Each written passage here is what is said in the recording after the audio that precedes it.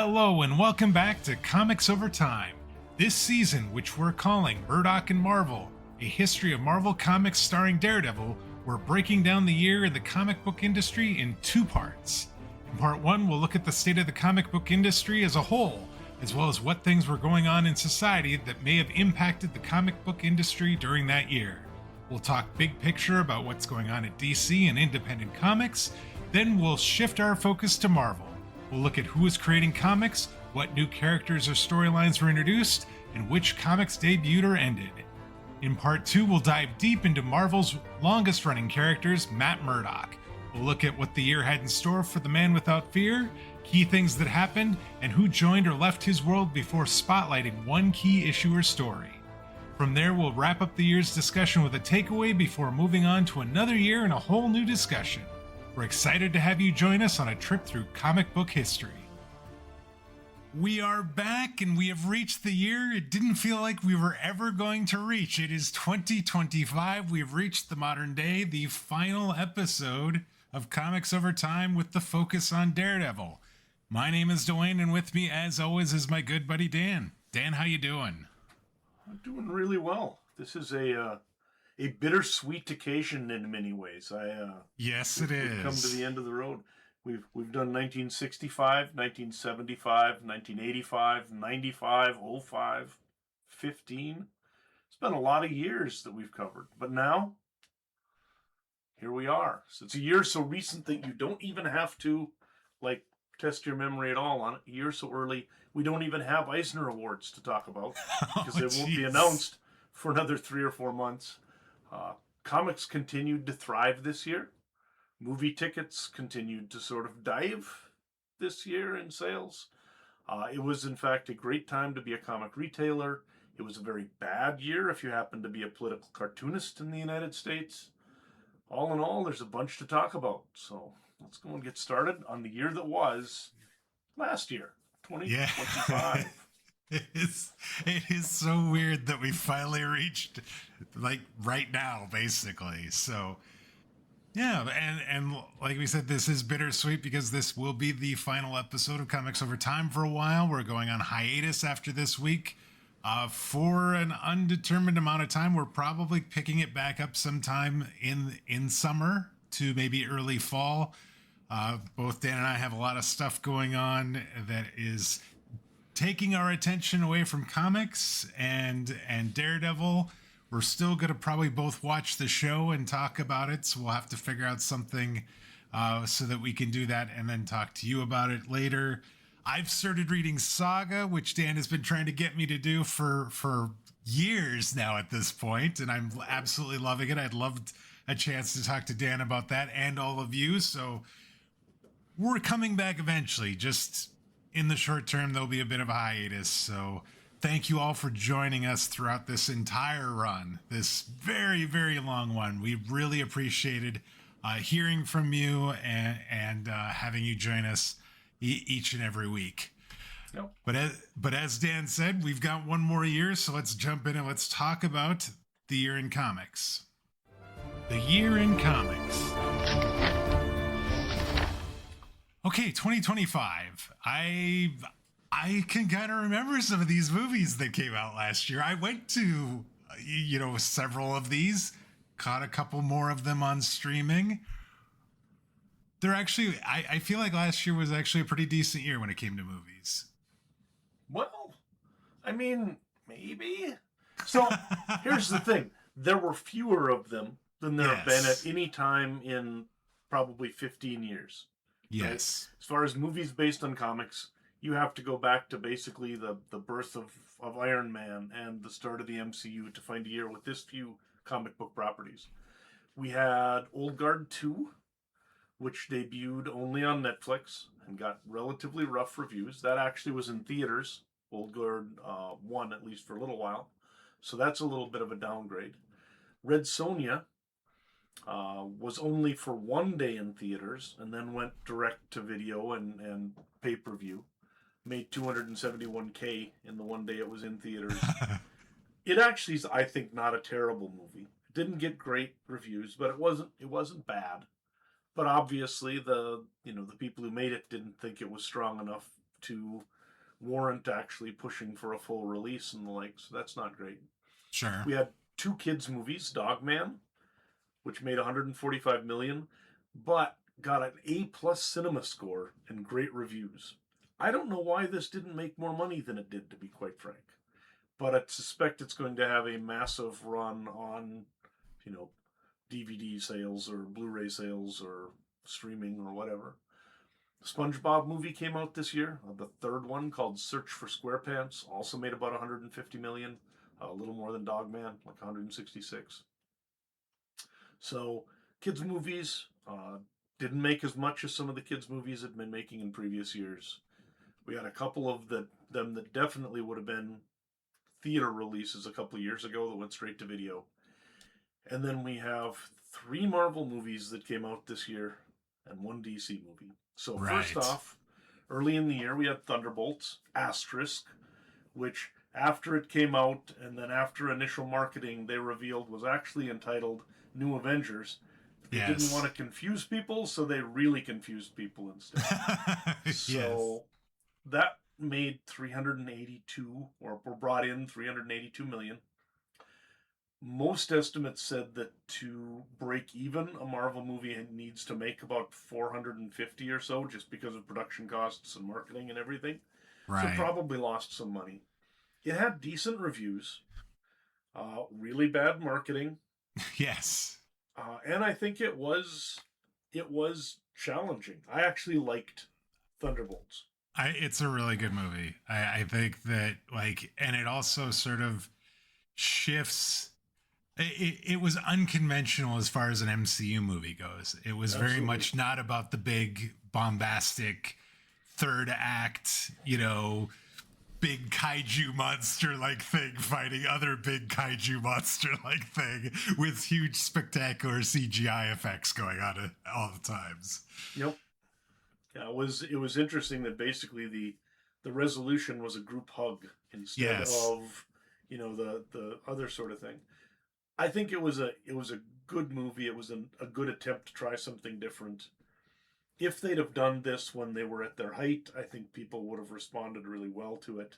Right. But when everybody's already sort of reeling from not knowing what Marvel's up to, having them do something different then just seems, I don't know, desperate or whatever, and people didn't go for it, which is too bad, because it was a pretty good show.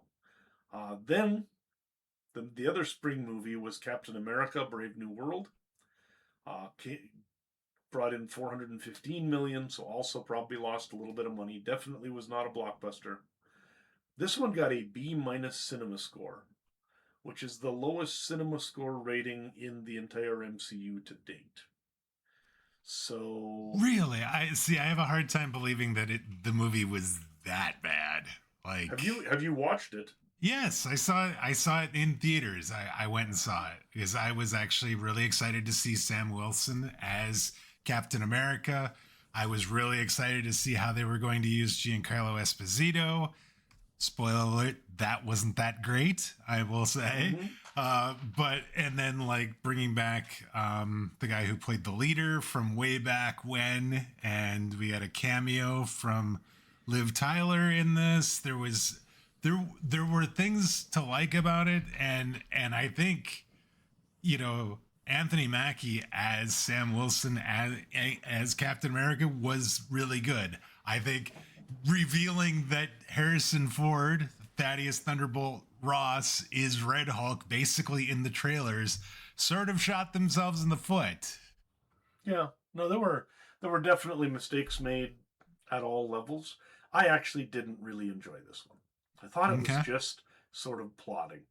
And I think that's, it really didn't seem like there was ever a real idea of what the story was. And I do also like Anthony Mackie as Sam Wilson. I think that he's actually a really good actor, and I think they did a nice job bringing him in and but the story just wasn't there. The story was for me convoluted, to say the least. And for whatever reason, the movie did not do well, which is unfortunate. Then we get into the summer. You get one last Marvel movie before heading into the new world order that we're going to get with the reboot, and that's the Fantastic Four First Steps. 521 million. Not terrible, but by far the least money any Fantastic Four movie has made, I think. Because even the relatively terrible ones back in the day brought in, yeah. I think brought in 600-700 million, or if they brought in 4 or 5 in terms of inflation and what you'd expect out of a superhero movie, this one did far less than those did in relative terms, at least. That said, again, I enjoyed this one. I thought it was a fun movie. It was something that, was a kind of a palate cleanser for the MCU in a lot of ways, and I had no problems with it. I would watch First Steps just, kind of as a comfort food movie, again, quite happily. Yeah, I really enjoyed it. Saw it in the theater. Have not actually gone back and watched it again, but I think I'm not I'm not against watching it again, and probably will end up watching it again at some point this summer as sort of a lead up to Doomsday. Okay, all right. And then Superman, DC's only entry, actually tops the chart for this year with 618 million. And I think a lot of people believe this is one of the best Superman movies since the first Superman movie. So definitely, as far as James Gunn's reboot, I think this seems to have been successful. Again, Superman movies used to print money. The idea that this one is 618 million when you're talking the kind of dollars we used to. It's possible that streaming and direct-to-video and everything have just reduced the bar. But there are still billion-dollar movies hitting out there, and you would have thought this would have been one of them. The DC and Marvel brands have just taken a hit, I'm afraid, and they need to build up. But this summer was probably a good start in some ways of that. Sounds like for you. Did you like Superman? I did not see it in theaters. I waited until it came out on HBO to watch it, and I just because I'm not as invested on the DC side as I am on the Marvel side, and I've never actually seen any of these original Superman movies in their entirety, and so, but I did. I watched it. I was interested and excited to watch it, and I came away actually quite happy with the movie. I really enjoyed it, and it was to the point where I think I would actually go and want to see a second movie, a sequel movie in the theater. That's how much I liked it. So really for you, this was almost a perfect movie year in that they cut it down to 4 movies and you enjoyed them all. Yes, I would say that's like Chef's Kiss, right? Yes, that idea of exactly. They're not hitting us with 100 of them, and the ones that you get are quality. That I think is something that Marvel and DC should be working towards. Yes, in that case. that should be the ultimate goal. And we haven't even talked about the TV side, because there was some good TV on the on Disney Plus as well. There you go. Yep. So that ends the movies, actually. So we can do that. As far as I can identify, there were 3 new TV shows this year in 2025. Marvel had 2 of them. And then we had Revival, which was adapted from an Image comic book, where essentially a bunch of people came back to life in this town, and they dealt with it. I'm not sure if this actually, I haven't watched it, if this is supposed to be ongoing, or if it was just a story told over 10 episodes, and it's done. I didn't see anything about there being a second season picked up, but I also didn't see anything about it being canceled. It's almost like it was just a story, and if it actually was just a 10 episode story where then they're done and it's complete in the can, I think that's fantastic. That's the way that more of these things should be done. Yeah, probably. Yeah, definitely. But then outside of that, we had 2 Marvel series. Ironheart came out this year and did not necessarily set the world on fire. I don't think it was a bad show. I don't think it was a great show. I enjoyed a couple of episodes. I didn't actually finish it. I did finish it, and so one, this was the, rather than how they typically release episodes weekly, they dumped the entire season at one time, and there wasn't, I felt like as much marketing as, say, for the other big Disney Plus show that came out this year. It's sort of like, I'm not surprised it didn't do particularly well, because it just didn't feel like they thought it was going to do particularly well, so they didn't do enough to market it. But I actually enjoyed it. I watched the whole thing, and I was really interested in seeing after Wakanda Forever how they were going to use Riri Williams, and I thought it was a really interesting story. And they brought Mephisto back in here, and I'm curious where that character goes from here now, because she sort of made a deal with Mephisto by the time this thing ended. So it's not a good plan. No, it's really not. So, but yeah, that, and again, this is another of those, unfortunately, we had a lot of the cool, like, women of the Marvel Universe getting their shows sort of when everything's imploding. And that's, like Echo and now Ironheart and whatever else. We also get Daredevil as the universe is imploding, get his return with Born Again. We obviously talked about that, actually did shows on that and everything. So yes. Kind of the Ouroboros is eating its tail historically here. Right. We're now up to where we were just 6 months ago. But I think both of us really enjoyed this. Born Again was fun. It had some uneven moments. Definitely felt like it was two different shows at various points, and because it kind of was two different shows at different points. But overall, 100%. I would say I was really happy to see, Vincent D'Onofrio and Charlie Cox and who? Did we see anybody else? Definitely not. It's Eldon Henson? Is that his name? The one that played Foggy? I can't even remember. He's been gone so long now. Who remembers what the name is? But yeah, Foggy being gone and all the rest, I'm still... But I mean, he's been a part of all of these stuff now coming up. So it looks like there's no question Foggy's coming back. They did get picked up for a second season. It did seem like there was a lot of talk about the show on social media and the episodes that we saw, their rating on IMDb were pretty well received for the most part as well. So yeah, I'm really excited for this, and it's going to kick off next month in March again. Yeah. Yep. The unevenness you talked about, I know a lot of people did talk about that idea that it really seemed like, and it was too, because it was basically a bunch of episodes in the middle filmed by one group of people, and the bookend episodes filmed by a different group. And so that was just weird, and it could have been awful. We got lucky that it wasn't awful, but nonetheless, so that'll be back again, like you say, in a month or so here. We'll start getting some of those. But that kind of takes care of movies and TV. There was not nearly as much of it as there have been in previous years. And frankly, I am perfectly fine with that. It got to be a bit too much at times. So let's switch over. Let's talk about comics then. How did comic book sales do this year? Because we've seen during the pandemic, it reached all-time highs, and then it's sort of scaled back a little bit as we've come out of the pandemic. My hope is that it doesn't keep falling, and that maybe it kind of sets a new equilibrium where it's good. But tell us, how did comic books do this year? Yeah, but sort of review, things had been kind of soft in like the late 2017, 2018 kind of area.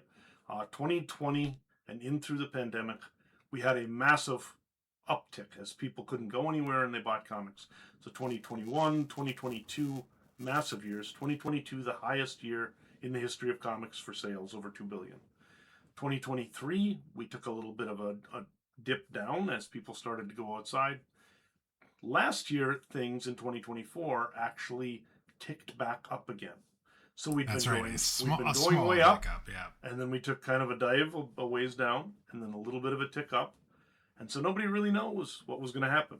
So this year, 2.2 billion, new all-time high, almost a 30% increase in the direct market, and still some small increases in the book channel. This is really unusual because almost all of the increases have been driven for a long time by increasing the market out into the book market. What happened this year is both Marvel and DC learned to actually publish good comic books. And Imagine suddenly that. everybody had to go to the comic store.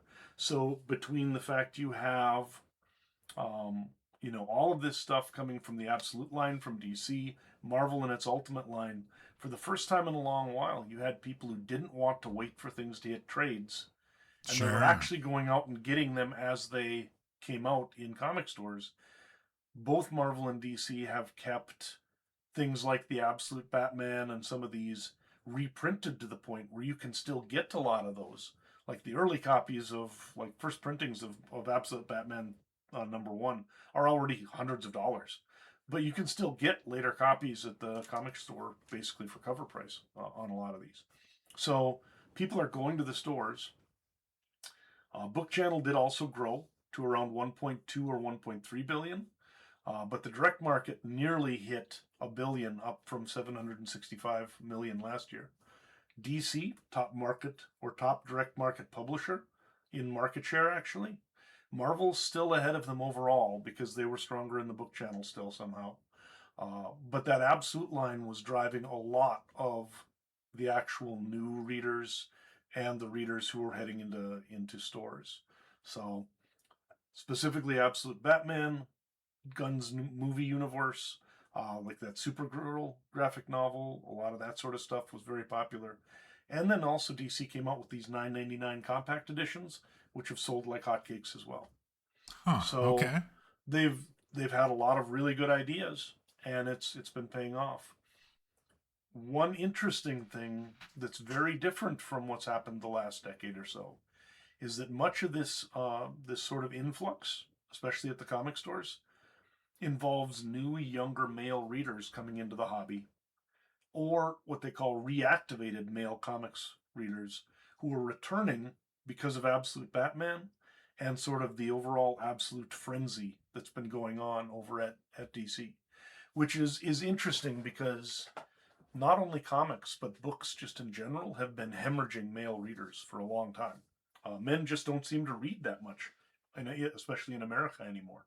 And this is sort of a pretty cool different development. And actually, all these years we've worried about finding ways to sort of make comic books accessible to black folks, make comics accessible to women. The weird thing is, more and more men, just of all races and the like, have sort of stopped reading in general, and as part of that, they've stopped reading comics. So this is actually kind of an interesting development.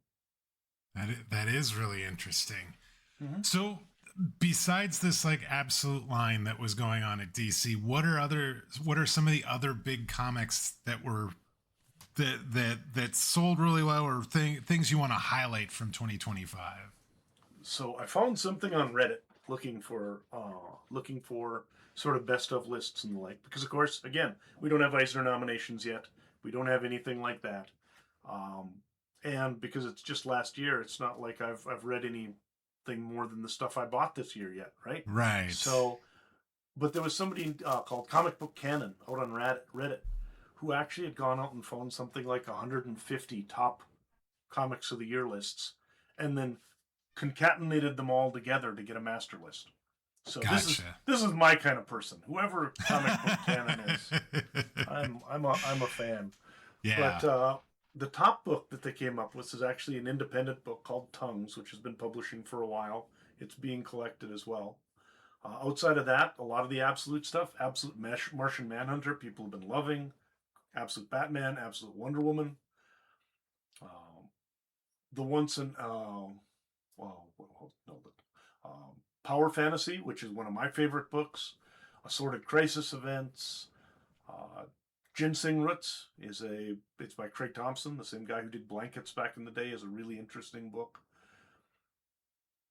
Paul Auster's New York trilogy, Hello Sunshine, Ultimates, of course. Just a ton of stuff out there. A lot of Batman books, a lot of DC books. Not a whole lot of Marvel, but some. There's also a few like Helen of Windhorn I really liked. We're Taking Everyone Down With Us was a lot of fun. The Transformers books are still on a lot of lists. just a bunch of stuff out there. But what's interesting is when you look at sort of this, these top lists, how diverse they are in terms of there's action, there's fantasy, there's science fiction, traditional superhero. Comic books are just sort of hitting on all cylinders right now. Yeah. Yeah, that does seem to be the case.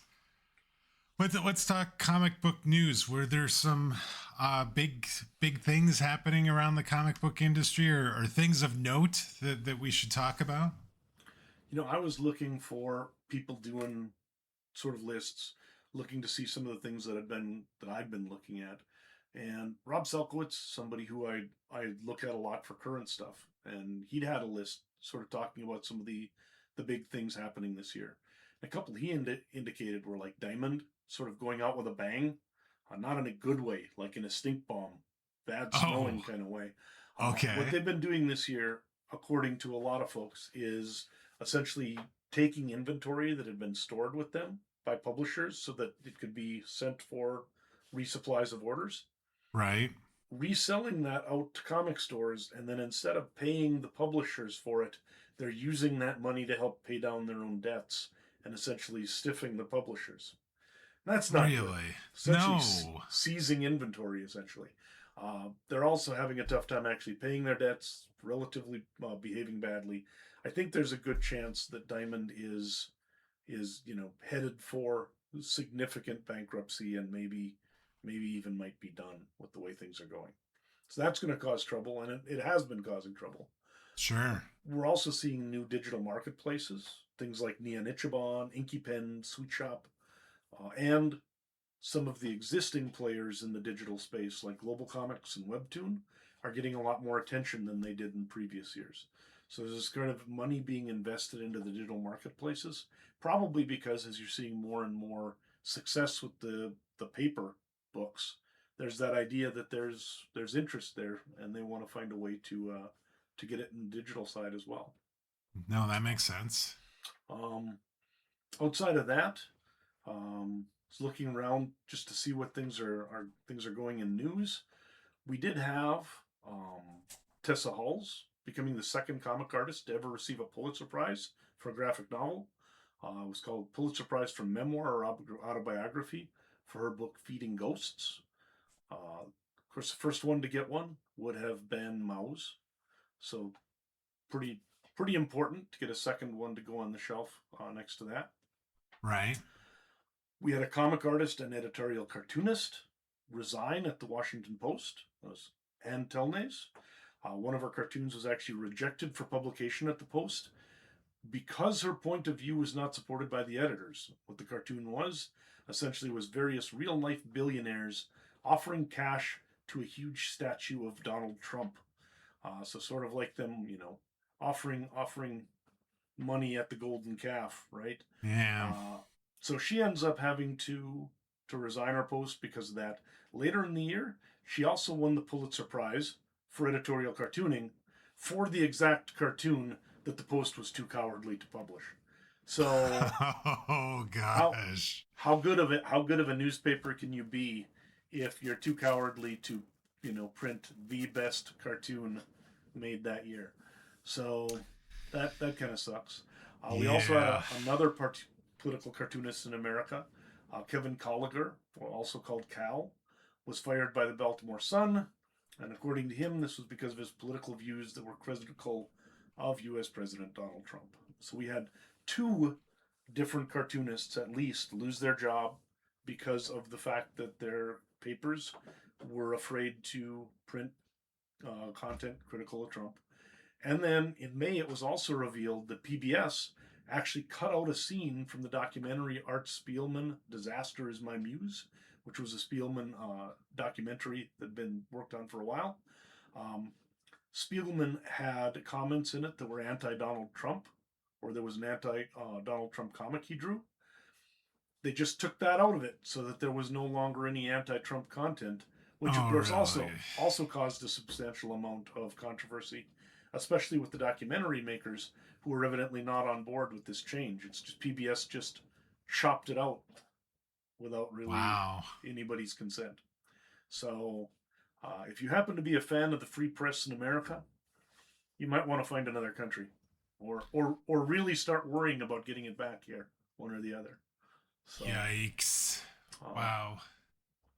somebody else that I saw some stuff from, Milton Gripe over at ICV2, who's the one who also does a lot of the financial stuff, noted that comics are potentially doing well lately because people are doing that return to analog, kind of almost like you've now got kids who are going back and buying, vinyl records and stuff instead of just streaming. Right. Similarly, having comics on your shelf, having physical things instead of digital is becoming maybe more popular. Uh, we're seeing censorship and obscenity laws continuing to target comics, and increasingly so in a lot of places. So that's becoming more of a problem. Gambling, he noted, has come to comics with the blind bag cover idea. Talked about Yeah. one of those on the Ultimates a while ago. That's actually evidently now a thing that everybody's doing because you can make a lot of money by turning people's comic book purchasing into a gambling habit. So Yeah. The that's the the new Daredevil next month that comes out has a blind bag feature to it. To which I sort of shook my head. Like, we don't need loot loot boxes for everything, but yet now loot boxes are everywhere, it I seems. I highly encourage everyone to buy the not bagged copy and just tell them to go take a walk on this whole thing. So if enough people lose enough money on it, they will stop doing it. So stores, like we talked about, continue to worry about the distribution chains, and that's something that we're going to be worried about over the next year. But evidently, independent booksellers had one of their best years in decades last year. Um, Really? Independent bookstores have evidently grown by 70% since 2020. So the number of stores around the start of the pandemic versus now is up almost double. And part of that might be that a lot of the big chain bookstores have been losing sort of ground. Part of it might be that there's people like me who refuse now to buy books from Amazon. I have not bought a book Yeah. from Amazon in 2, 3, 4 years because there just became a point where I'm like, forget it. I'm tired of these guys. I will maybe buy stuff I have to from Amazon, like if somebody's got presents they want that I can't get somewhere else or whatever. But for the most part, I'm going to go to IndieBound, or I'm going to go to my local bookstore, or even if you want to just support Barnes and Noble, call in and have them order it in for you and stop by there to get it. So in any Right. case, independent bookstores had a great year, which I think is pretty fantastic. Comic book stores are kind of included among that number because that's what they Gotcha. essentially are. So let's talk about passings in 2025. It looks like there was a few notable passings that we should talk about, including somebody I we've talked a lot about during the during our 60 years of talking about a Daredevil and Marvel. We got one person here who has been basically working almost the entire time that we've been talking about. So, yeah, start off though. Jules Pfeiffer, someone I wanted to mention. He's a comic book artist, but who also turned into a comic book historian. And he wrote a book called The Great Comic Book Heroes, which was one of the early attempts at a comic sort of history. Okay. And Pfeiffer's a really important person in the industry. Passed away this year at age 95. We had Jack Katz, a comic book artist who worked on a lot of the old, sort of like timely Submariner stuff. He worked on Strange Tales from Marvel and things like this. He died at 97. Jackson Geiss, who was an artist who I really enjoyed back in the day. He did a bunch of stuff for Marvel, a bunch of stuff for DC. Um, some of the things they talk about him being famed for are Superman, Doctor Strange, Captain America, co-creator of Apocalypse.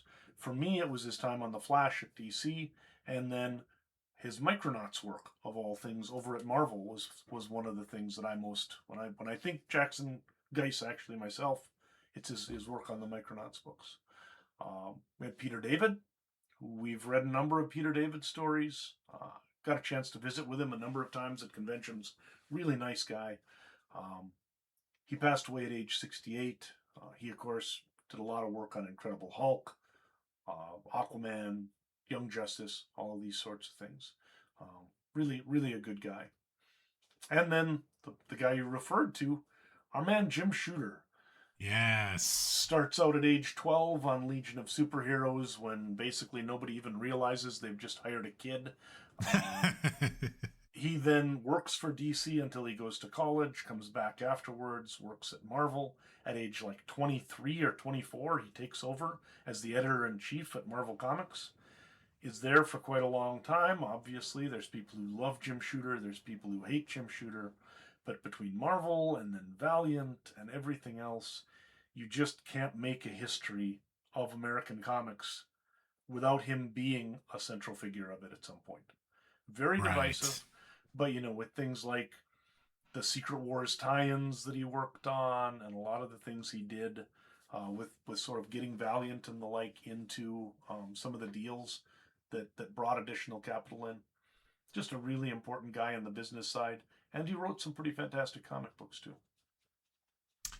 Yeah, that is the very, very, very important person. Definitely. Well, let's talk about Marvel then. There looks like, I mean, do we have any new characters? Can we really say there was any new characters in 2025? There might have been, but none that I, as through a quick look, could identify as ones where I'm like, oh, this is going to be a big character, because we won't know. I would say that the Ultimates universe, with it collapsing, a number of the characters in the Ultimate universe who've been popular may actually find their way over into the regular 616 and become important characters, but we will not know that until that all washes out a couple of years from now. Sure. Because some of them were just duplicates, but there's also some interesting takes on characters over there that they might want to try and preserve.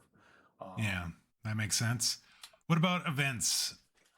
One World Under Doom, where essentially Doctor Doom starts trying to extend the benefits he gives Latveria out to all of the other countries of the world, and some start taking him up on the offer.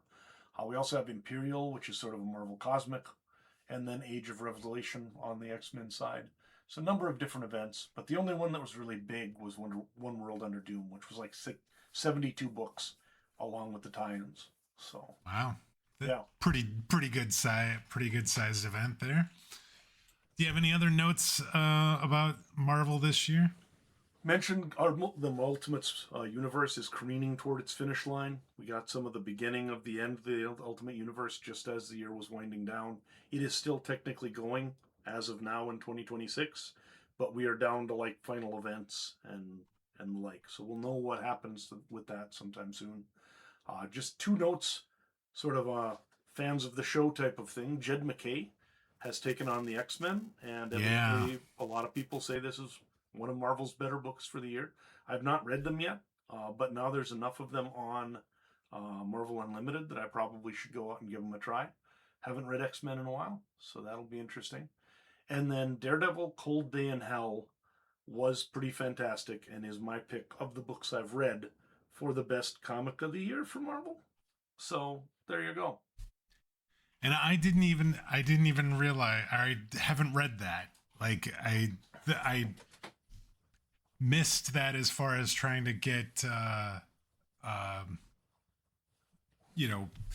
get everything ready for, because it looks like it started at least at the end of 2025, and is it still going, or did it has it ended? It's complete on Marvel Unlimited. Okay. So it's a 2025 book, but you don't need it because it is sort of an alternate universe future where Daredevil's like 70 years old. It's like an Old Man Logan book with Old Man Daredevil, right?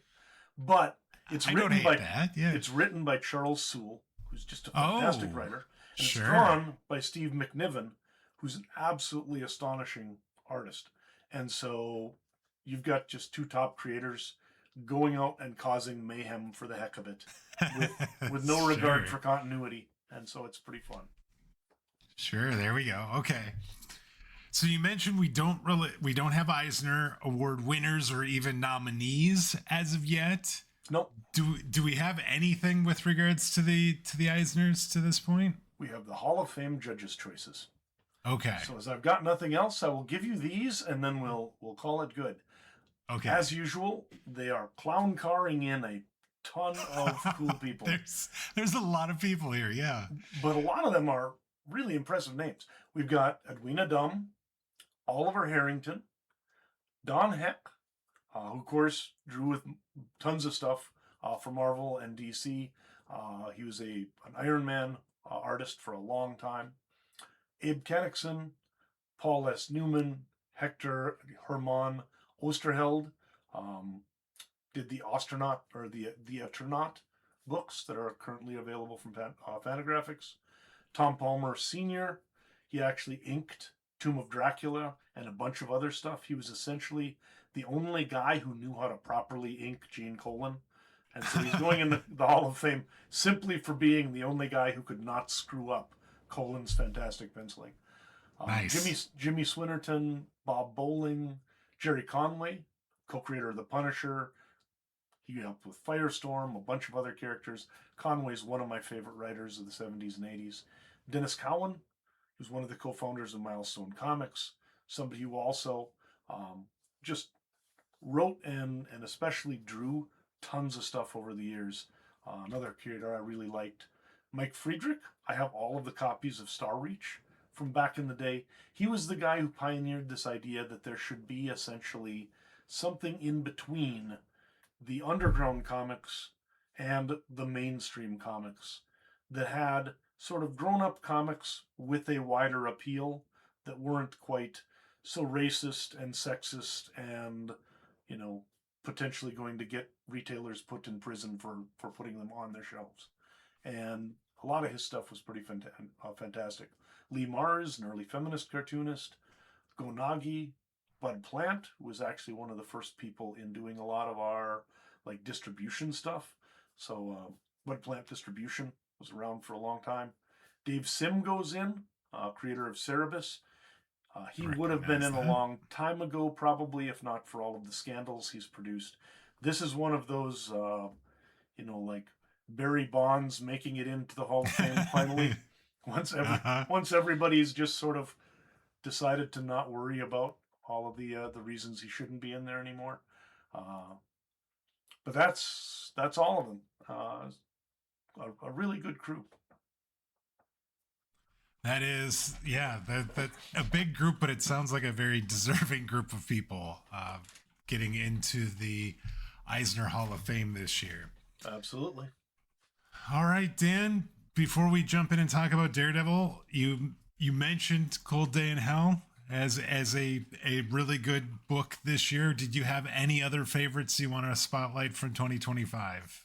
The three books for me that I've been really enjoying: Minor Arcana by Jeff Lemire has been a lot of fun. Kind of a woman returns to her old hometown and starts discovering she has sort of psychic powers. Power Fantasy by Gillen and Wingard, which is just trippy and beautiful and sort of cool, high concept science fiction that everybody should be reading. And then my honorable mention is for a book that was technically published in late 2024. I didn't get it or read it until 2025. Okay. There's only one book out of it, but it's called One for Sorrow by Jamie McKelvey. It is absolutely gorgeous. Fantastic storytelling. We do not get books written and drawn by Jamie McKelvey very often. It's been like a decade. And he put one issue out. Distillery started having a bunch of distributing problems and everything. It's supposed to be a 3-book series. I've still not seen any of the other ones. And it makes me sad because this would have easily been my number one series of the year, I believe, had it actually continued. Gotcha. Okay. So, there we go. All right. Well, we've gotten a good look at what was going on in comics this year. Why don't we look more specifically at what our man Matt Murdock has been up to in his final year of the podcast, and we have another volume coming to an end this year. Yep. Maybe this is the last one. Maybe he just won't come back. Did we get to the end of Daredevil? I didn't get an issue last month. Spoiler alert, Maybe. We did not get, there's another one coming. Let's dive in and talk about Daredevil. The year in Daredevil. All right, sir. So, looks like there's a bunch of interesting stuff here this year. So, tell us a little bit about where all Matt was wandering around, and then we can talk about some specifics. Well, like last year, these appearances for Daredevil are both Matt Murdock appearances and Elektra appearances. That is correct. As well. So, in addition to the rest of Volume 8, which is issues 15 to 25, we also have a Daredevil Unleashed Hell Red Band, issues 1 through 5. We have that Daredevil Cold Day in Hell, issues 1 to 3. Those are going to be the main Daredevil stories, the main run, and some limited series. He also appeared in Timeslide #1, Alligator Loki Holiday Special #1, the Women of Marvel She Devils #1, Moon Girl and Devil Dinosaur 10th Anniversary Special #1. There is a Marvel Masterworks for Daredevil #19. And he also appeared in a Marvel DC Deadpool Batman #1, as well as an Undead Iron Fist issue #2. So let's talk a little bit. You mentioned the Cold Day in Hell limited series. I remember seeing Unleash Hell Red Band in stores. When I looked at it, they had them in bags and kind of covered up. I think because the covers were a bit on the graphic side. Do you know what's going on in that book at all? Yeah, the Red Band is essentially this idea, kind of like a Red Band trailer. Right. Okay. The idea is that there is additional violent content that is inappropriate for younger people, and so they put them in bags, and you can only sell them to people who are older. And somehow that makes them more adult, even though in general it seems it results in the stories just being more juvenile. So, nonetheless, I have not read the Red Band books, partly because, like you say, they're in stores, but you can't read them on Marvel Unlimited, and so I just didn't bother. But I did go out and take a look to see what's going on. The Unleash Hell essentially is Elektra facing off against Muse, who has sort of escaped from hell and then also has managed to sort of take over other people and control them to do sort of his nasty bidding as well. So the other thing that if you go and look it up, you will find that one of the villains in this is Elektra, which is Elektra's personal villain from hell who looks just like her, only she's a demon. Oh. So Elektra faces Elektra. At some point during this series. So okay.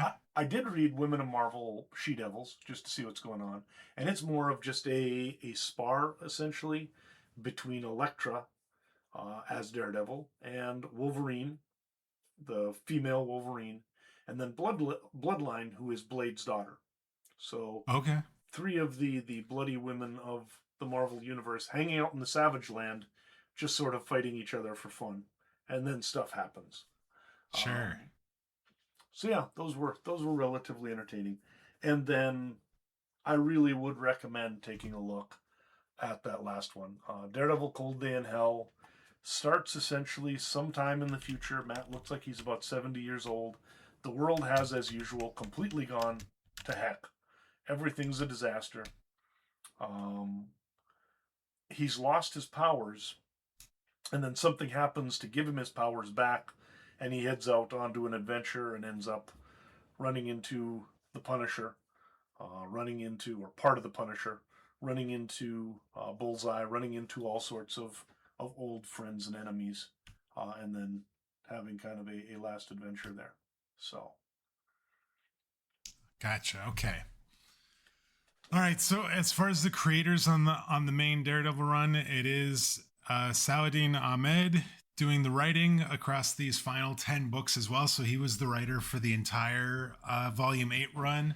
We had a couple different artists, Luigi Salagara, Aaron Cooter, Jose Luis, and Luis and Carlos Nieto all did pencil work across these books, and most of them did their own inking as well, though we did get a couple inkers, Oren Jr. and Johannes Trinidad, also doing inks on a couple of these books as well. So if you recall what was going on, we had this like really long story called Introductory Rites that has basically been going this entire time in volume 8. And it is, Matt has basically resurrected after being caught in hell at the end of volume 7. He is now was a pastor at a youth home, and did not remember anything about his past life. There was these demons that were coming after him and embodying people that he knew, and in his kind of inner circle, Elektra and Foggy and Kingpin, all of these people are being inhabited by the 7 deadly sins in demon form that are coming to get our man Matt Murdock. And he ends up deciding he's going to get stop being a pastor and just be Daredevil full time. So he burns his pastor clothes.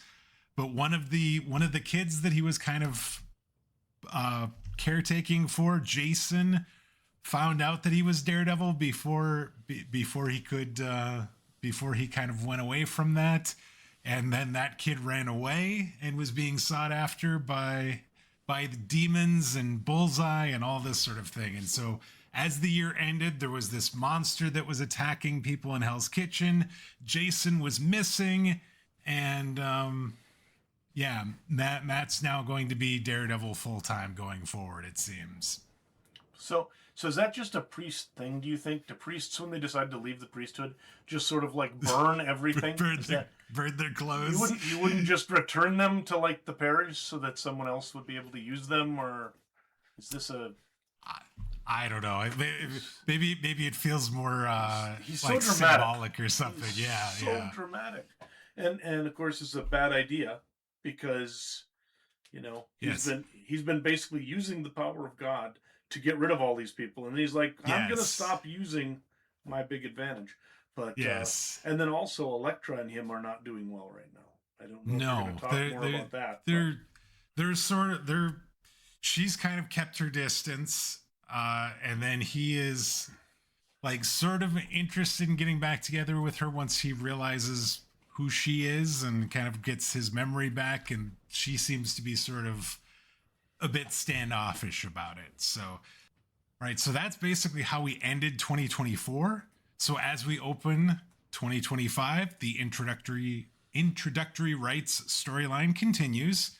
Daredevil and Elektra find that private investigator of hers dead in an alley, and the tension between them is really thick. They're actually arguing over who's responsible for this guy ending up dead in the alley. And Matt Murdock, as usual, blames himself. And Elektra's like, well, you didn't do this, so it's not necessarily your fault. Matt insists that he's, chasing Jason and trying to find the kid, trying to find that Wrath demon who may or may not have Jason. We're not entirely sure. But there seems to be all this collateral damage that ends up occurring. And even he ends up even talking to Father Javi about this. And Father Javi actually, and it's weird because Father Javi's not talking to Matt Murdock about it. He actually talks to Daredevil about this. Daredevil ends up on the roof of the youth home, and he ends up talking to Father Javi about this. And he actually sort of goes through everything that's sort of been happening. Yep. And Father Javi has to remind him that not every tragedy is God's doing or God's testing or God's, smite at him for doing something wrong. Matt then steadies himself a little bit. He hears a scream in the night, and it leads him to a rooftop encounter with that demon Wrath. And this thing is brutal. It is fast. It is overwhelming. He's basically a blur, and Daredevil gets made mincemeat of pretty fast. He gets absolutely wrecked, and ends up blacking out.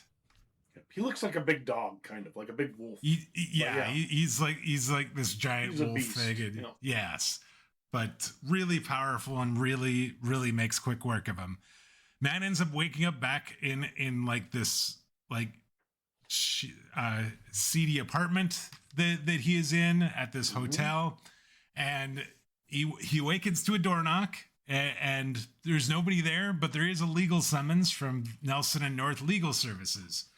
Apparently, Foggy is suing St. Nick's over Matt Murdock beating down this would-be pimp, Chris Rosillo, who was the kid that he beat up in issue 1 of this series. And Matt is convinced the whole reason he's doing it is because of Foggy is being possessed by a demon.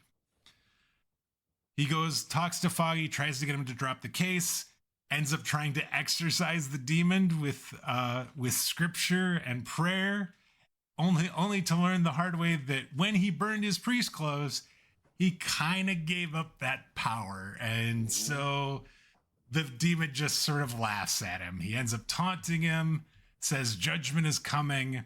And it's interesting because he then reaches out to She-Hulk, Jennifer Walters, who we saw earlier in the run, asks to get her help on dealing with this court case if he can't get Foggy to drop it.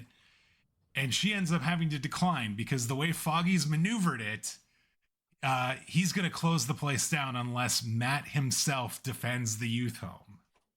And he's like, wait, I'm not a lawyer. And she's like, no, actually, apparently Matt Murdock, in addition to being a priest, is also still a lawyer and has a New York bar license. And in addition to being dead. Is also somehow alive and still has his law license. So, yeah. Yes. Seems pretty convenient, but, whatever. Comics. What you gonna do? Yes, exactly. Meanwhile, the horror escalates. Matt actually finds when he's out looking for Jason, he actually finds Bullseye's detached arm in an alley, and soon discovers Wrath again. Only this time, when he looks more closely, he sees Jason's face inside the monster. So Jason is actually part of this Wrath demon. Realizing he can't, because all the other demons were like inside of his friends.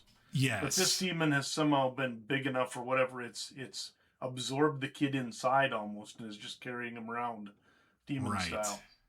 Yeah. Realizing he can't fight this with holy words, now Matt tries violence, but it doesn't work, and Wrath ends up slipping away as a result of it. Because he says he's going to try violence, and he tries attacking, but he's also trying to pull his punches because he doesn't want to hurt Jason, and it just doesn't really end up working. Yep.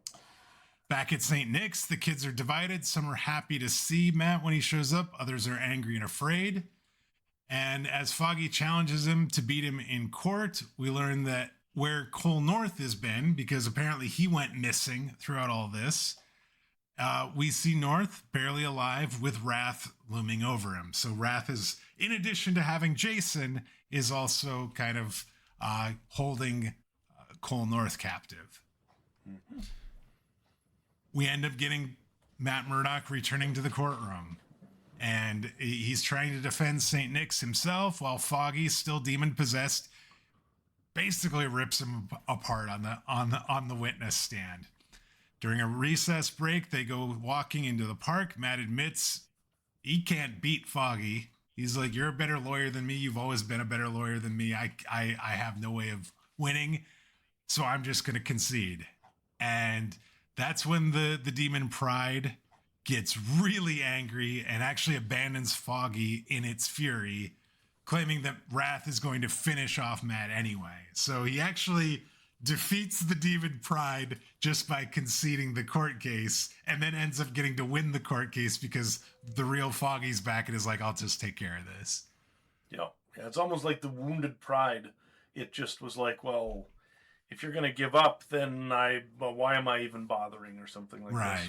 Which was weird, but I guess, Got to take your easy wins when you can get them. So Yeah. So free at last, Foggy points him to a building where North and Jason are being held, and inside, when Daredevil goes to investigate, there is a massacre.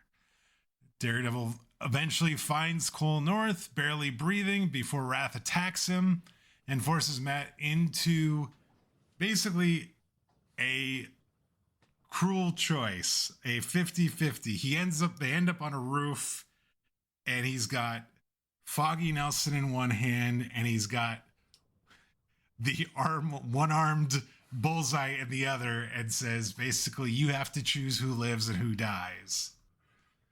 This doesn't seem like that much of a difficult choice, but you know. And I mean, he makes the right choice, actually, instead of, being some dumbass and saving Bullseye and letting his best friend die or whatever. Right. This is not much of a choice. But yeah, that Demon thought it was going to trick him somehow. So. Yeah. So in this final rooftop showdown, Matt refuses to play the Demon's game. He saves Foggy without hesitation and even tries to throw a line to the one-armed Bullseye in the process, though he hasn't end up reaching it, and Bullseye plummets to the street below. We don't know if he's dead or not. One would think a fall from the top of a building would be enough to kill him, but hey, comic books. Nobody, yeah. And it's weird. What got me about all of this is how Foggy reacts, where he's like, "Oh, I feel so terrible. I can't believe that you let somebody die for me." It's freaking Bullseye. How many times has Bullseye tried to kill him? Right. It must be like, I would have been so angry at you if you had saved Bullseye instead of me. So I didn't really get that reaction, but I guess they needed that for story reasons. So we'll just move on and call it good. Yeah, and so after he saves Foggy, basically the Wrath Demon just gives up. He basically says, "You've proven you're worthy of hell," and then just leaves. So he doesn't actually end up beating the Wrath Demon. Wrath Demon just finally said, "You've proven you deserve to go to hell. So my work here is done," basically. It does seem like it. Yeah, he did. So he ends up leaving. Days later, in kind of the aftermath of this story, Elektra tells Matt she still can't find the Kingpin. Matt offers to help, but she declines. And in kind of a quiet final moment of the story, Matt returns to St. Nicholas one last time to apologize and to say his goodbyes to the kids. So that actually went another 5 issues. So that whole introductory rights storyline went 19 books. 19 stories. It is, I think, one of the longest storylines I have ever seen in comic books. I would have to think. And then really it is basically a storyline that the whole thing is just him. 7 demons escaped. I've got to get him. And that's what he's doing for 19 books. It's a long, long story. Yeah. Yeah. So in the second and final storyline of Volume 8, we get Rites of Reconciliation. And it actually feels like a completely different story. Like, it is, like, the way it's, like, written and the people involved and everything, it's like a completely different volume. It almost felt like. It opens with Matt Murdock waking up to a devil and Bullseye nightmare, kind of the ending of what happened at the end of the introductory rights storyline. Yep. And we find that he's living with a woman, Nyla Skin, someone he first connected with back when he was Jack Batlin, way back when he lost his memory, way back. I think that was Volume 1? I think or was that volume 2? But it might have been 1, actually. It was a long time ago. Yep, that was, he lost his memory and then was living in kind of, where was he living with that? He was like living as almost destitute, and she took him in and took care of him. Yeah, I feel like he was almost like living in a hostel or something, and like, Yep. Yeah. So he's sort of living with Nyla, and he's freelancing legal advice through an app. And he's trying to be semi-functional, but of course, there ends up being a missing girl case that pulls him back into being Daredevil, and what starts as a simple disappearance turns into a full-blown bio horror situation. There's spores, there's infested tenants, there's shady corporate cover-ups, and we get a Stromwind, among other things. Justin Stromwind, kind of the nephew of Una and Quinn Stromwind, who have been kind of the bane of Matt Murdock and Daredevil's existence for the last couple of volumes. Reborn as a fungal monster named Lion's Mane. Nyla actually saves Matt with the as he's trying to fight Lion's Mane and not having much luck.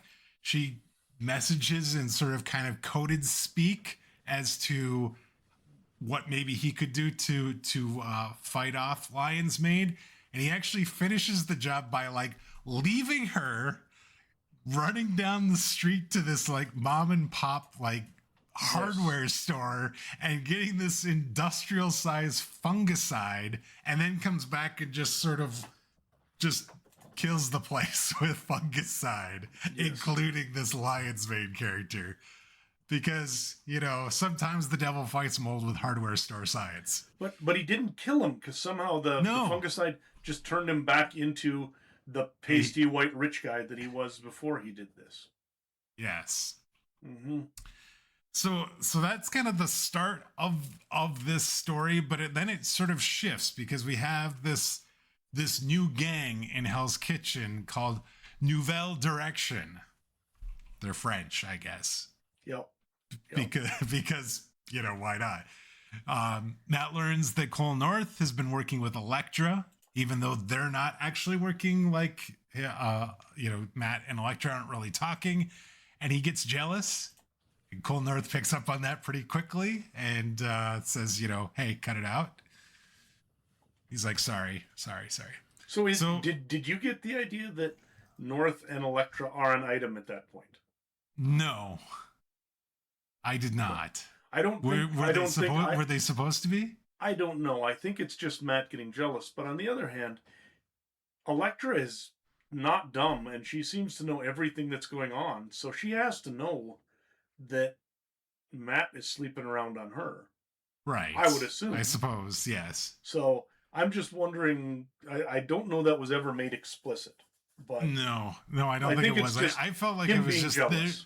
I think it was just the fact that he gets to talk to Elektra and Matt doesn't, and she won't even talk to him, and he's upset. So they talk. They're trying to figure out what's going on with this. He ends up clashing with the Taskmaster, who was hired by Nouvelle Direction to kill him. He gets his senses scrambled by this like multifaceted grenade that has like this, you know, smoke and noise and all this, because he's like, hey, I know that you like need all your senses, and so I'm gonna do this grenade thing that's got all these different ways of screwing up your senses. And Elektra swoops in and actually ends up saving him as a result of this. So, hey, if you were trying to get to Elektra, that might have been the best thing you could do. Matt tries to talk feelings with her afterwards. Elektra shuts him down immediately. So, oh well, best laid plans don't exactly work. Back home, Nyla calls him out for always leaving and always choosing the mask and never telling her what's going on. She's right, of course. He's been doing this basically since the beginning to every one of his relationships. And finally, she's just like, I've got this rule and you broke the rules, so you've got to leave. He ends up having to walk away, realizing he's pushed almost everyone around him out of his life. She actually says, who do you have in your life? Because you pushed me away. You've pushed other people away. She knows about Foggy. They haven't talked in months. Mm-hmm. And he ends up like walking around after they part ways. And he's like, yeah, I guess I have really pushed everybody out of my life. So now, and I think this is the second time. So Nyla was actually the one created by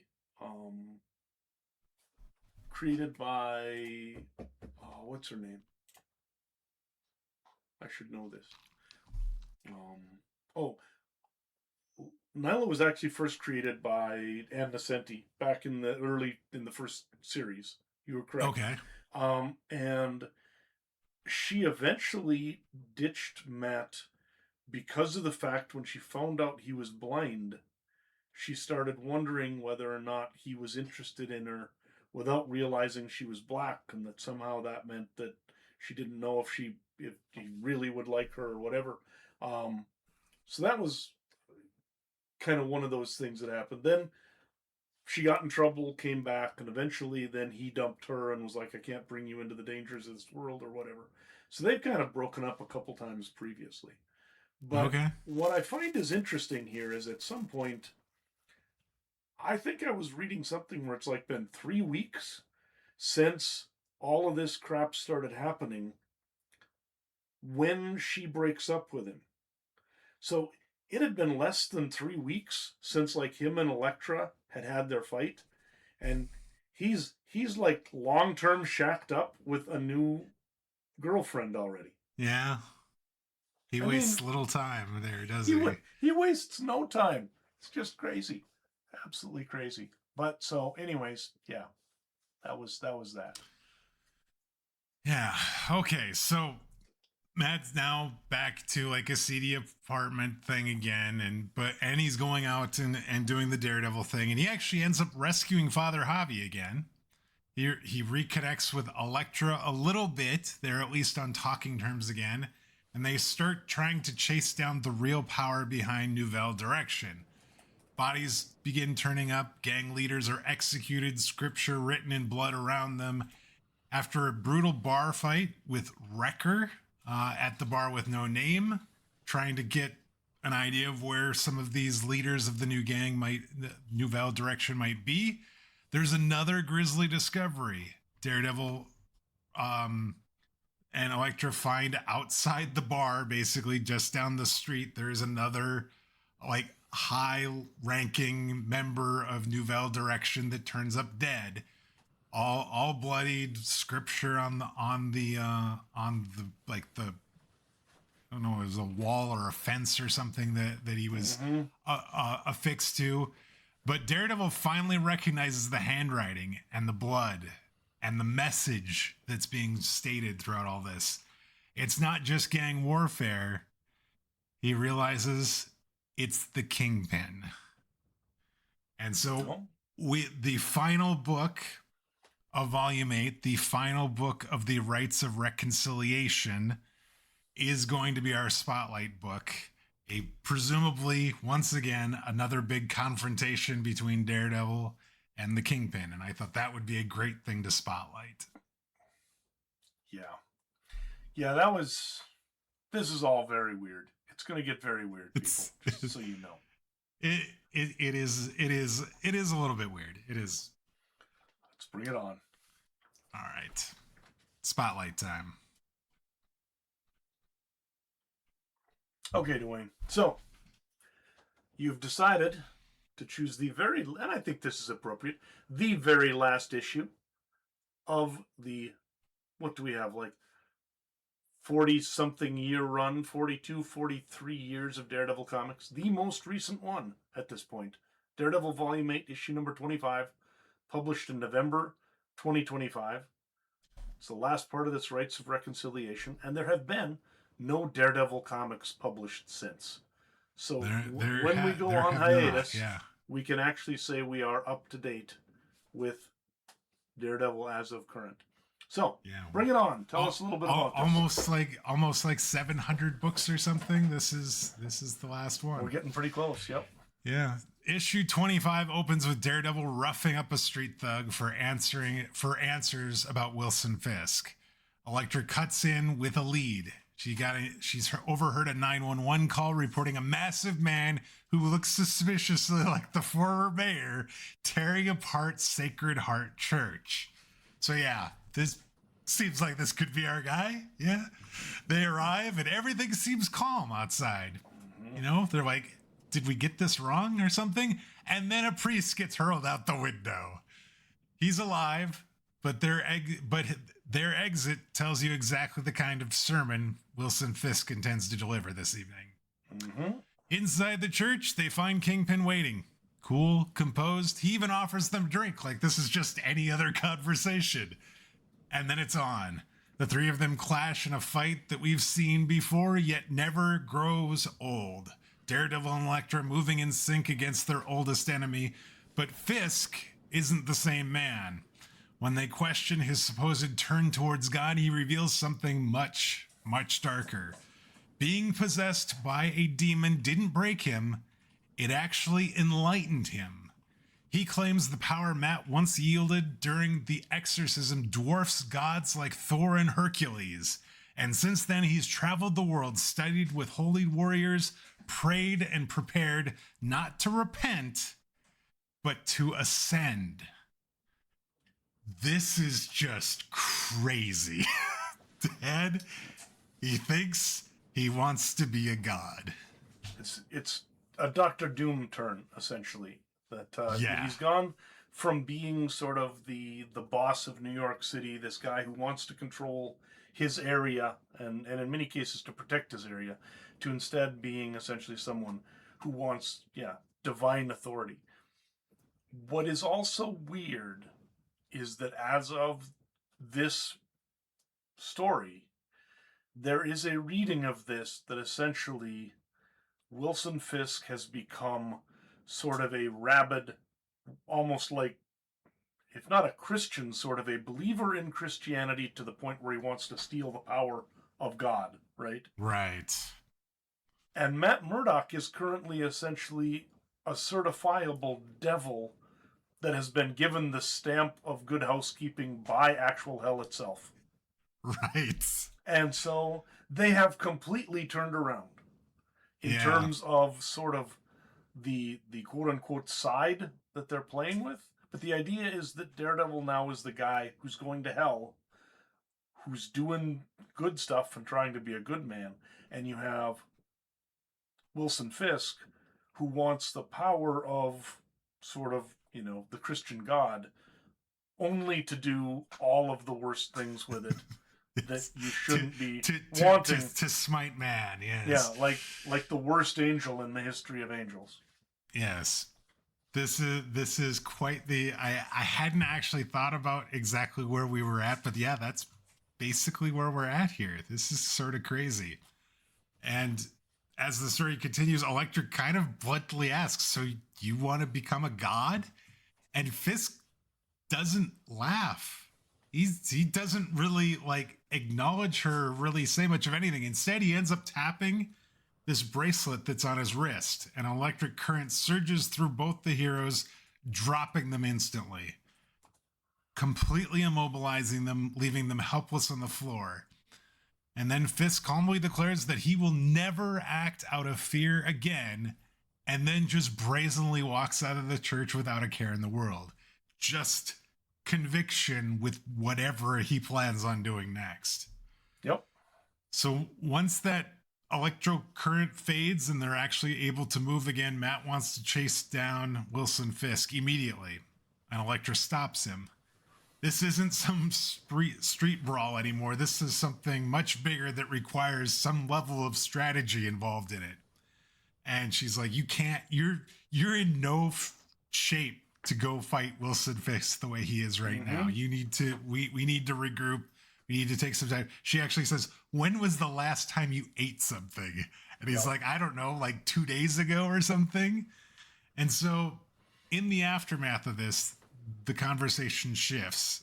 Matt suggests they part ways, and Elektra asks the question that really matters. Do you want to? And for once, there's no deflection, there's no martyr complex, just honesty. He says no.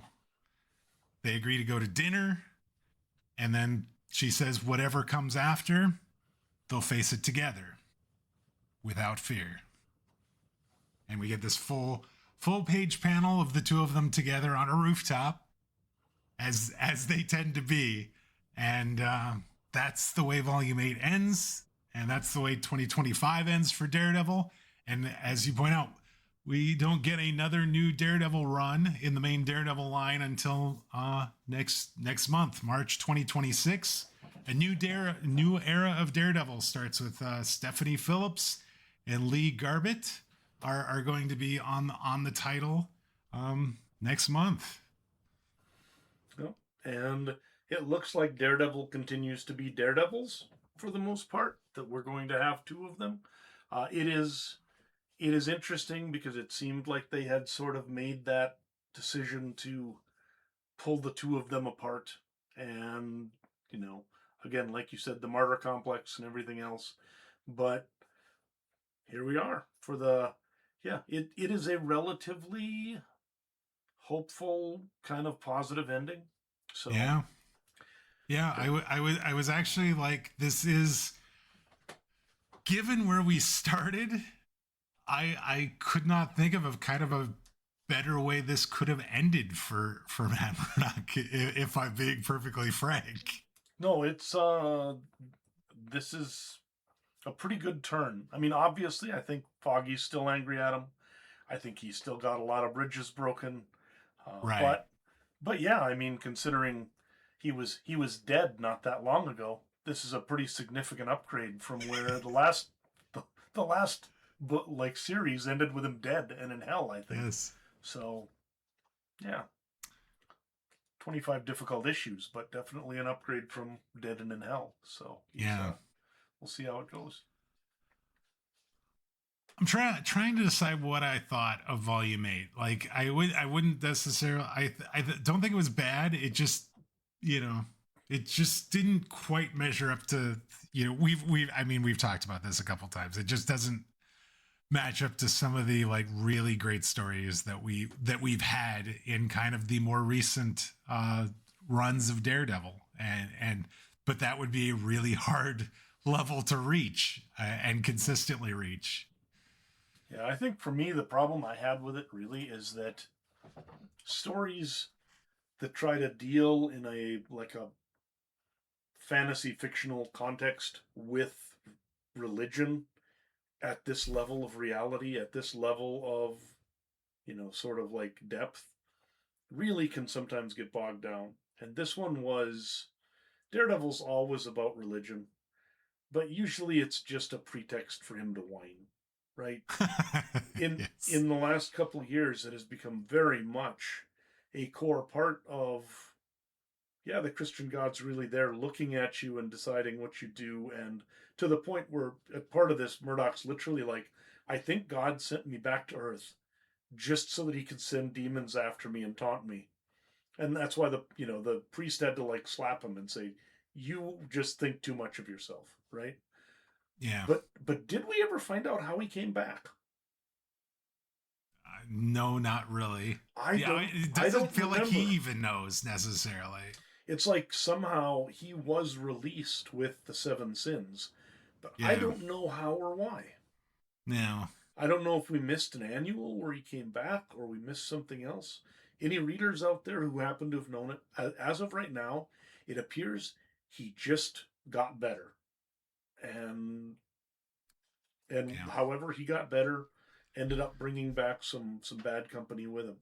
But that part did bother me. I would have liked an explanation for it, and maybe it's out there and we didn't see it. But it was never mentioned within the context of the main run. I mean, not only did it not happen in the context of the main run, but was never mentioned. So, Right. yeah. One thing I will say about this last book, and actually the last two books, because they were both done by the same artist, is I actually really liked the art in the last two books. And Jose Luis was the one that did those two books. Oren Jr. was the one that did the inking across these two.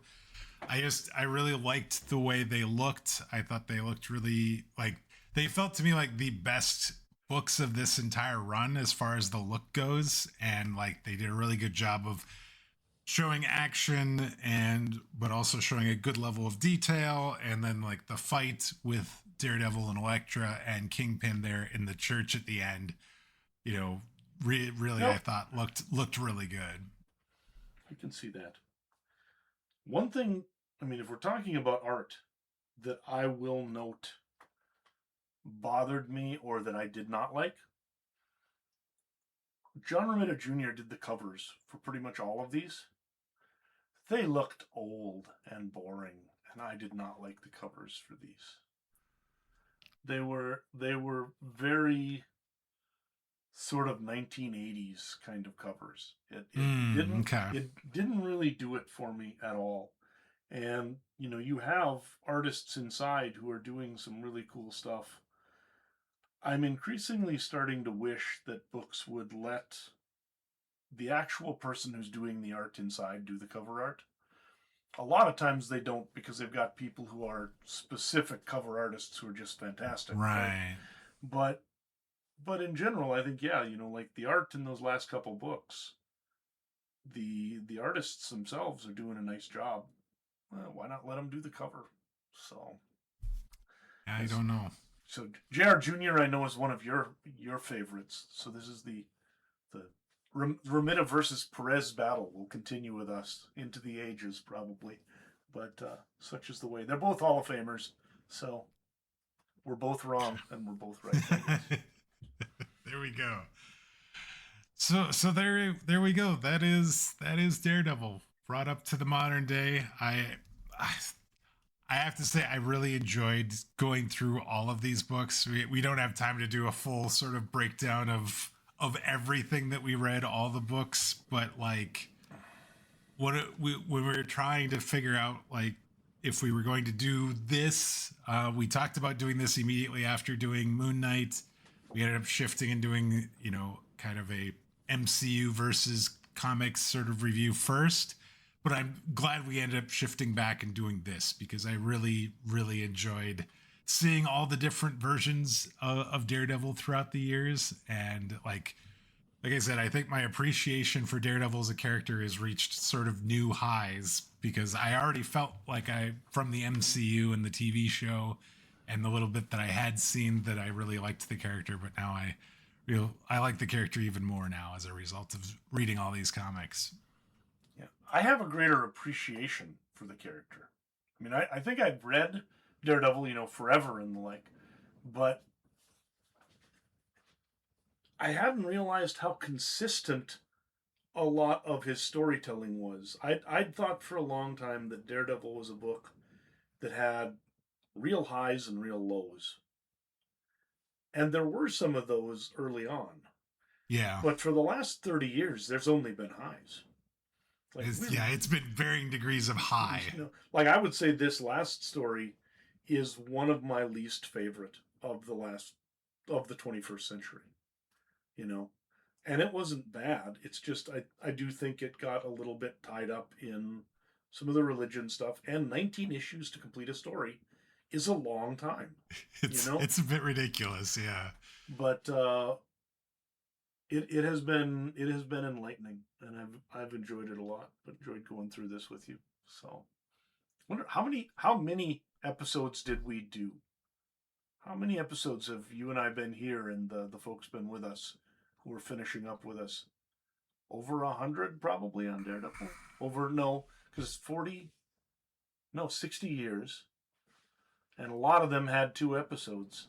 I'm betting we're nearing 100 episodes. Yeah, and we're pretty close. We're at 45 right about minutes an episode. That would. When have we ever been 45 minutes?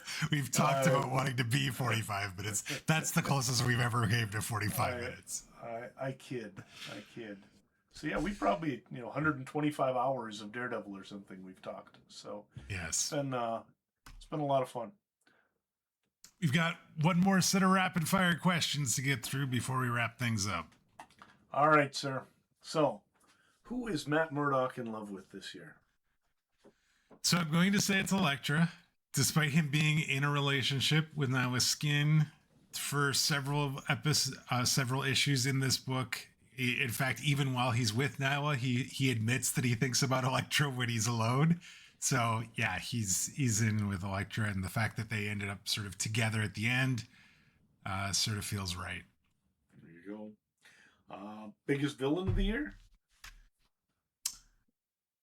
So 7 Deadly Sins, maybe. Nouvelle Direction, perhaps. Wilson Fisk, even in the final book, I guess. You could go kind of a number of different ways. Well, yeah, there were a number of them sort of rotating through, and that's the weird thing is even that 19-book arc, you had so many different things happening that you had multiple villains, and they weren't really connected. You know, the Spore guy wasn't connected to the Nouvelle Direction, wasn't connected to Wilson Fisk or the Sin Demons, really. They were just sort of all semi-intertwined. Did Matt practice any law this year? Do you get to say yes for the first time in a decade? He did. He was in a courtroom. He was the defense attorney, I guess, on the Foggy Nelson attack of the youth home, and he's actually providing legal advice via the that app as well. So, in addition to being in a courtroom, though we didn't actually see him doing any lawyering, he basically the entire time we saw him, he was just getting ripped to shreds by Foggy Nelson. Yep. So he was getting destroyed and only won because Foggy got the demon beaten out of him and then just decided to give up the case. Yeah. So anyone know Matt's identity? So I don't know that we know this for sure. I think we do. But I think Father Javi knows that Matt Murdock, Father Matt, is Daredevil. I would agree. There's a number of times when he's talking about it. He's got this friend that you remind me of this guy I know. Yeah. Daredevil's still a good guy this year. I think so. He's trying to help others, obviously, but he's also treating the people that he's with in a relationship and his friends terribly, as he normally does, it seems. So yeah, it's hard to balance that, I guess. Yes. So he did, let somebody fall to his death, and unless somehow a divorce went through, he is sleeping with some other woman while his wife is away. But I guess for Daredevil, that's it. maybe a slightly lower than normal year, but yeah, we'll still have to call that good for him, I guess. Yeah, it is weird because he is definitely somebody who is haunted this year, but he tries to do his best, and he picked Foggy when it mattered, so I'll take that. I think we'll call him a good guy. How about the outfit? That change at all? So he actually switches to the black and red armor for like a couple of books towards the end of 2024 and into 2025, and then ends up going back to the all red suit at for the rest of 2025. So yeah, he basically said, the other one is like so badly mangled, I just need to switch outfits for a while. And then all of a sudden when he comes back in the all red suit, he's like, I got it all mended, and so we're good to go with the regular suit now. Yeah, but evidently it had so much blood and other people's blood and everything over it after one of his fights with the Sins that he's like, gotta get a different suit for now. This one smells too bad. Anything new about Matt's past? In the main run, no. I don't think we got anything new this year. Okay, and the biggest moment of the year? I'm going to say that I think the big moment is actually Daredevil and Elektra getting back together at the end of Volume 8. Mm-hmm. That to me did feel like a pretty big moment. Yeah. Technically, the big moment was however the heck he got out of hell, but we don't know because they don't show it to us. So I would like an asterisk on that one. I'm sure it was very exciting and interesting, but they didn't bother to share it with us. So there we go. All right, so one last piece of business then. We've got the final takeaway. This week's takeaway. All right, Dan, record comic book sales, some pretty decent adaptations on movie and TV. Good, another volume ending on Daredevil. Elektra and Daredevil both being Daredevils and getting back together as the year ends. What's the takeaway this year?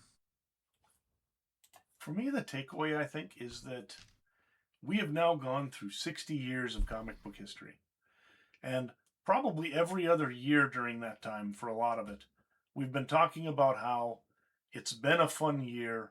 Most likely, comics will implode and disappear because of financial disaster sometime in the next year, right? Right. And yet they never do. And I love the fact, as we've been going through these, Daredevil evolves, the books change, the creators change, Marvel kind of evolves a little bit. They're telling the same story with a lot of the same characters and the like, but it keeps getting this fresh coat of paint for new generation. We keep seeing the industry evolve to bring in new creators, bring in new fans. Sort of now we're seeing this blossoming of a whole new generation that's trying to sort of, come in and get away from some of the digital stuff and find their way into comics, not just as a storytelling mechanism, but really as a way to create, have one of those spaces to go and be around other people and see physical things and have stuff that you can keep that's your own in a world that increasingly is about renting experiences and renting everything. Um, I think that this is kind of been amazing for me, just getting that chance to see the fact that comics are so persistent across time. They're continuing to change. They're continuing to evolve. There were a lot of times I thought it was all collapsing. I would say that even as recently as 5 years ago, I was pretty bearish on the future of comic books in America. I am no longer in any way bearish on the future of comic books in Right. America. I believe that this industry and sort of the mechanism of even the periodical delivery of comics, that monthly cadence, is something that people are now rediscovering who aren't old graybeards like me. And so it's kind of cool that we've gone through all this time, we've seen all this stuff, and we could easily come back in 10 years and do the next 10 years of comics, and I think it would be 10 pretty interesting years to talk about. If the world doesn't completely end, if we don't have Yes. global economic meltdown because AI has essentially replaced everybody, comics will survive as long as the rest of civilization survives, and they're going to Yeah. be awesome. Yeah. Yeah. No, I think that is as a like the end of Daredevil. I think that's a great way to end this run. That is a good take. And with that, for one last time, that is going to wrap it up for us for this week. We'd like to thank you all for joining us. If you're new to the podcast, please consider subscribing on your podcast player of choice. That way, you'll get each new episode as soon as it's released. If you've already subscribed, we'd appreciate if you'd share the show via social media or leave us a review. That'll help other new listeners find the show that much easier.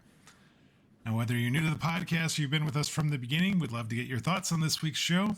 Did you read Daredevil Volume 8? What did you think of it? We'd love to get your thoughts. You can send those to us via email. That address is comments@comicsovertime.com, or you can reach out to us on Blue Sky. We are at Comics Overtime. As we talked about at the open, the show is going on hiatus now for a little while. We will try and keep you up to date on social media, or maybe putting something in the feed periodically when we have a little bit more of an idea when we're coming back and what we'll be doing when we do come back. But this isn't a goodbye. This is just a see you later, I think, because Dan and I'm speaking for the both of us now. I think we both really enjoy getting together and talking comics and movies and TV and stuff like that. And as you point out, there's going to be more of that good stuff coming. And we just need a little time right now. Yeah, and really do want to thank everybody who has been with us. I suspect many of you, because of the length of these, probably will be listening to this well after, even if you're trying to keep up, well after we maybe recorded it. But man, it's been great being here with you guys. If you do have anything you want to visit with us about, even if you're not listening to the podcast live, the email address will continue to be live even while we're on hiatus. Feel free to Right. send anything along. And hope everybody's had as good a time hanging out and talking Daredevil and comics as we have for the last year and a half, probably almost 2 years. Yeah. It's been a while. It's been quite a while. Yeah. Yeah. And until we get back together, take care, everybody. All right. See you later, folks.